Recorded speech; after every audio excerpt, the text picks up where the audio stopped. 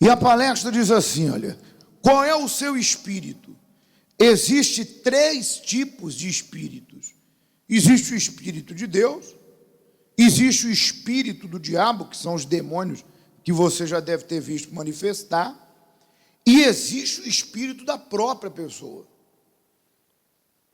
que é o que me faz estar de pé, é o que me faz raciocinar. E começa dizendo, por que algumas pessoas são bem-sucedidas na vida e outras não? Onde está a diferença? A diferença está no espírito delas. Por exemplo, há algumas pessoas que não avançam porque o seu espírito é acomodado, negativo, reclamão, e por isso não há progresso em nada daquilo que elas fazem. Enquanto o espírito não mudar, a vida também não muda. Qual tem sido, é a pergunta, o seu espírito diante desses 2 exemplos? O primeiro exemplo são 2 homens. O primeiro exemplo é o exemplo de Barzilai. Com 80 anos, Barzilai estava cansado. O rei, no caso Davi, disse a Barzilai, vem comigo para Jerusalém, e eu cuidarei de você. Barzilai, porém, respondeu, quantos anos de vida ainda me resta para que eu vá com o rei e viva com ele em Jerusalém? Já fiz 80 anos. Como eu poderia distinguir entre o que é bom e o que é mal? Teu servo mal pode sentir gosto do que come e bebe, nem consiga apreciar a voz de homens e mulheres cantando. Eu seria mais um peso para o rei, meu senhor. 2 Samuel 19. Barzilai era um idoso, acomodado, que sendo chamado para o palácio, deu desculpas. Barzilai se desclassificou. Ele se desclassificou. Muito bem. Aqui nós temos uma pessoa, até então, até o momento, há quem possa dizer assim, pastor, mas também pudera, né? Uma pessoa com 80 anos, é óbvio que o corpo já não é mais jovem, verdade. Mas e o espírito daquela pessoa?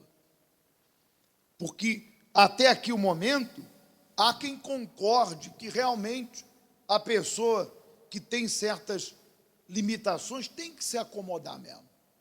Você tem que aceitar, você não teve sorte na vida, você não teve sorte para estudar, que é o que o mundo fala, né? Diz que é sorte. Você não teve sorte para casar com a pessoa certa, porque aí o mundo diz que ela casou errado, e aí terminou o relacionamento e se deu mal. Você não teve sorte para chegar onde você quer, e aí a pessoa começa a se acomodar porque ela atribui todos os seus fracassos à falta de uma oportunidade, ou alguém, ou alguma coisa, ou à própria idade dela. Realmente, isso é uma alternativa. Mas quando nós continuarmos aqui, você vai ver que pode ser uma alternativa, mas não é a saída que Deus quer para si. Aquele homem, ele estava sendo convidado para morar no palácio. Era um privilégio. Poxa, ele ia estar com o rei dentro do palácio, ele ia ter o privilégio de trabalhar com o rei. Era uma posição de honra. É diferente de alguém te chamar para te usar, de alguém te chamar só para explorar os teus serviços, porque o que mais tem hoje em dia são pessoas que sugam as outras, exploram, mas não sabem valorizar, não sabem reconhecer, só quer usar a pessoa. É diferente.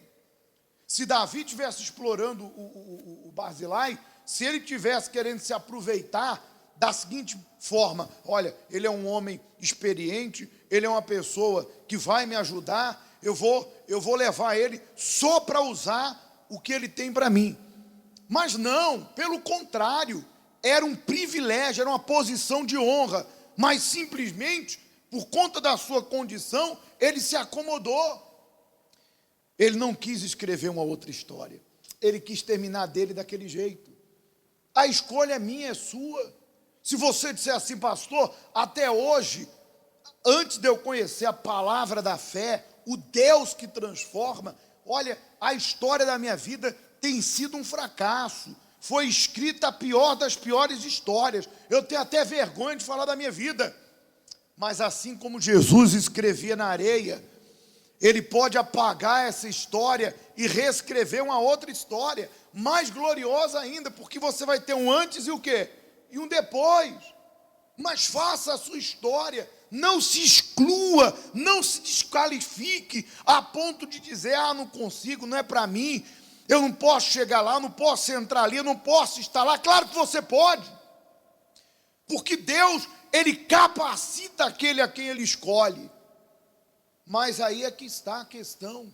Se a pessoa se desqualifica, ela tira a força, ela não põe força naquilo que é necessário. Veja que lá no livro de Eclesiastes 9, no final diz, tudo que vier à mão, fazes com todas as tuas forças. Há pessoas que hoje elas estão mal, não é porque não tiveram oportunidade, não é porque a bênção não chegou até elas, é porque elas não souberam aproveitar, não deram o seu melhor, não colocaram força, não tiveram disposição para arriscar, não avançaram, duvidaram, hesitaram e deixaram para outros. Mas ainda assim, você pode escrever sua história, porque você está vivo. Por que esse homem poderia ir além? Ele estava morto? Não, ele estava se enterrando mesmo. Ele não estava morto, mas ele já estava se classificando como morto. Se você está vivo, você pode escrever uma nova história. Você pode dentro de você dizer o seguinte, meu Deus, eu vou dar meu testemunho nesse altar, eu vou escrever uma nova história, eu vou ser o ofertante que eu quero ser, eu vou ser o homem de Deus que eu quero ser, eu vou ser a mulher de Deus que eu quero ser, minha vida vai ser sal, minha vida vai inspirar outras pessoas, eu não estou morto, eu estou vivo, então eu posso mudar essa situação. Mas ele entrou no buraco e começou a puxar a terra. Não vou não, meu rei. Eu nem ouço direito, estou moquinho, como diz na minha terra. Eu estou moquinho. Olha, eu como nem sinto mais o gosto. Já estou quase morto. Infelizmente, tem pessoas que estão se enterrando quando elas próprias se desqualificam. Mas agora que nós vamos ler o segundo exemplo, você vai entender que a mudança está no espírito da pessoa. E diz assim, já Caleb, com 85 anos, Caleb tinha quantos anos a mais? 5. Olha só a reação desse idoso de 85. E agora, eis que o Senhor me conservou em vida. Como disse, 45 anos são passados desde que o Senhor falou estas palavras a Moisés, lá no deserto, antes deles entrar na terra. Andando Israel no deserto, e agora eis que hoje já tenho 85 anos, e ainda hoje estou tão forte como no dia em que Moisés me enviou. Qual era a minha força então? Tal é agora a minha força, tanto para a guerra, como para sair e entrar. Este idoso avivado estava pedindo para ir para a guerra, porque era um revoltado. A revolta te conduz à vida e às vitórias, enquanto a acomodação conduz a pessoa o quê? À morte e às derrotas. Qual é a sua escolha? Você que não conhece Caleb, ele foi um dos 12 que Moisés mandou para espiar a terra que Deus prometeu. Deus prometeu uma terra que manava leite e mel. E Moisés, quando chegou próximo a essa terra, mandou 12 homens. Vai lá ver como que é. E eles viram. E trouxeram um fruto da terra, um cacho de uva, que 2 homens tinham que carregar de tão grande que era melhor. E aí, quando eles voltaram de espiar a terra, trouxeram o relatório. E Moisés disse, aí, fala.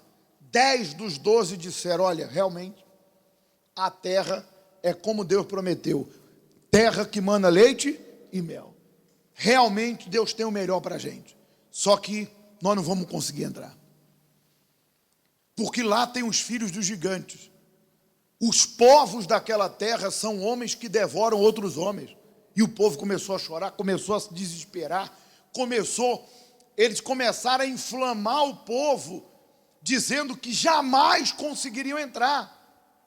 Vejam que a fé leva a pessoa a acreditar no seguinte: se Deus me chamou, tudo é possível. Naquela confusão, 2 homens gritaram. Josué e Caleb rasgaram as vestes para chamar a atenção de todos e gritaram: subamos e possuamos essa terra. Se Deus se agradou de nós, Ele vai nos fazer entrar, e esses inimigos, como pão, vamos devorá-los. Tão somente não sejam rebeldes à voz de Deus. E a Bíblia diz que aqueles que duvidaram não entraram. Josué e Caleb entrou, tomaram posse da terra. E foi esse homem que depois de 45 anos, o espírito dele era o quê? O mesmo, revoltado. Eu não aceito crer no Deus da grandeza e viver na miséria. Crer no Deus da saúde e viver doente. Que negócio é esse? Não, se Deus prometeu, Ele vai cumprir. Se Ele disse que é comigo, Ele é. Eu não aceito, Ele disse que eu vou ser cabeça, eu estou por cauda. O que eu tenho que fazer? Eu tenho que enfrentar meu inimigo, eu tenho que ir adiante. Porque a pergunta que eu lhe faço é: qual elixir que ele tomava? Qual é a mistura de erva? Porque ele tinha 5 anos a mais. Então, se o problema é fisiológico, se você diz assim: ah, pastor, mas é que o corpo já não acompanha. Ué, mas por que um estava querendo já se enterrar, não tinha disposição para nada, e o outro estava o quê? Avivado, mesmo velho, querendo ir para a guerra, com espírito jovem. É aí a resposta. Por que uns vão e outros ficam? Por que uns avançam e outros regridem? É no espírito. Porque a pessoa de espírito, ela é revoltada. Revoltada no seguinte: se eu estou aqui vivo, se Deus me escolheu, se Ele fez a promessa, se Ele disse que é comigo, então Ele vai me honrar. Tão somente eu não posso duvidar, porque o pecado e o erro dos que não entraram foi duvidar. E esse tem sido o pecado de muitas pessoas. Ela tem duvidado de Deus. Quando ela diz assim: ah, realmente, eu não vou conseguir. Não é para mim. Já estou velho, já não tenho mais condição. Olha como está o mundo. Você está duvidando, você está sendo como os 10 que ficaram para trás. Mas o espírito revoltado, a Bíblia diz que o espírito forte sustém o homem no dia da adversidade. Qual é o espírito forte? Aquele que não aceita nada além daquilo que Deus prometeu. Se Deus quisesse que eu continuasse naquela vida que eu estava lá fora, humilhado, pisado, massacrado, vendendo o almoço para comer na janta, se Deus quisesse que eu continuasse aquela vida de fracasso, Deus não tinha me escolhido, Deus não tinha me chamado, Ele não tinha me dado a promessa, gente. Ele não teria me dado o Espírito dEle, a palavra dEle. Você acha que Deus me deu a palavra dEle, a fé, a promessa, para quê? Para eu me tornar um fracassado aqui dentro? Eu era um fracassado lá fora, porque eu não conhecia esse Deus. Olha o exemplo da dona aí, da dona Luísa.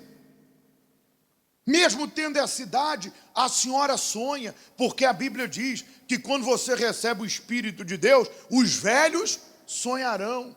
E você sabe que velho normalmente não sonha. Se tu chegar num ciclo onde tem velho, só conta história do passado, ninguém fala do futuro, porque já não se espera mais nada. Mas quando o Espírito Santo, quando a visão de Deus entra dentro de uma pessoa, ela começa a sonhar.